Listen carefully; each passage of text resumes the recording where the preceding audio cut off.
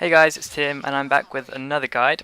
This time it's Framing Frames Day 2, and if you've seen, I've already released Framing Frames Day 1 and Day 3, so sorry about the unchronologicalness of the videos, but the explanation for that is because I didn't realise you could actually do this mission stealthy. And so here I'm going to show you my method for doing it stealthy, and a few of you guys commented various places on YouTube and Steam and stuff, what you do, and for some of you I think it might be worth watching this method because a few of you were suggesting there's a point where you have to throw paintings up in exchange for bags of money. Sorry about my poor painting throwing there. So you have to throw out the paintings into a helicopter and they throw money back down, and you're suggesting that if you held on to the last painting then the police wouldn't get alerted, and you could run all the bags down to the escape van and then come back for the last bag of money after you throw out the painting and stuff, and then you can kind of get away with it kind of in a more stealthy manner. But the problem with that is it's kind of unreliable because the doors don't always open and you have to throw in the last painting and get the last money bag for the doors to then be opened. I mean, a few times I tried it and the doors did open early.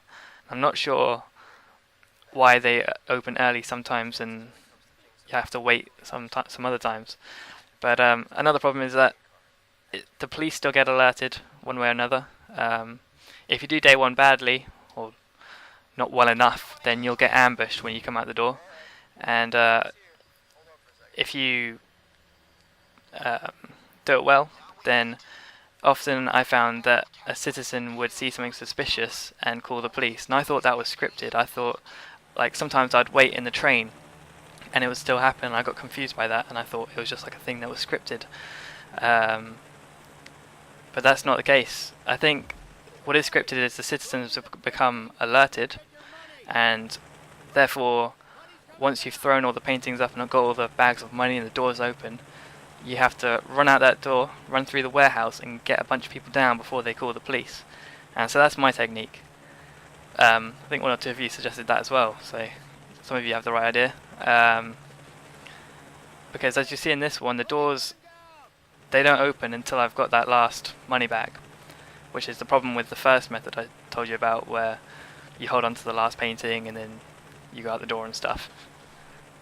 But as you can see here, just throwing, well, I threw the painting down there by accident, whoops.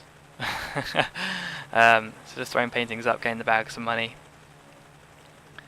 And so I think the civilians are like alerted maybe by the helicopter or something. I mean, it's pretty loud. Because there'd be times where I'm sure there's no way a civilian could have seen me because they're all the way at the other side of that building. When you come out the door to your right, they're on the other side by the escape van on a road, and so I don't see how they could spot you. So I guess that bit must be sort of part of the game. But if you get there fast enough, you can get them down and stop the police being alerted. And so there I got my last bag, and now the doors open, and now I start sprinting to the van. I don't have any bags on my back. I used to try and do it with bags on my back, and then I'd always arrive too slow, and I'd never see any civilians because I'd arrive too late, and then I'd think, oh, must be something that's just like a scripted thing. But this time I decided to run all the way out without anything, make sure I could increase my speed. This guy was on his phone, so he wouldn't get down. I had to hit him, unfortunately. So I was quite annoyed by that because it doesn't make it like fully clean kind of stealth, but it's still stealthy. The police now, they can't come. I've taken care of the civilians, so they can't do anything. They're no longer a problem. And just sort of checking out the area for any more civilians. There's the van, open wide there. And now, here I'm partly looking for more civilians, but also, in my search for more people, I couldn't find any more. But I found this little passage underground.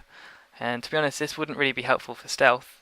But if you did day one badly and you're ambushed by police, and you have someone with a saw, there's a little well just outside the train, and you can saw it open and drop your bags down and then drop yourselves down and then go under the warehouse and then make your way pretty much all the way to the other side pretty sneakily. I haven't actually tried that not being stealthy yet, so it'd be interesting to see whether guards actually go down there, and I mean they probably will, they'll probably find you somehow, but it may buy you some extra time, create like an easier passage instead of running back to the train and stuff. So if you hadn't seen that already, that's kind of a interesting little route round if you want to take it, if you can't do this mission stealthy for whatever reason. So I just skipped here to the last bag, about to throw it in and finish the mission. I mean, it's well worth it. Framing frames, I think it gives you good pay each day instead of just at the end as well. I mean, the end day is you get loads of money. I mean, I got like 660,000 just for the last day. I mean, here I got 40,000, but I think it varies from person to person depending on what skills you have and what level you are. But so that's my method. I hope you found the video helpful. If you enjoyed the video, please like and subscribe and watch more. And thanks for watching. Bye.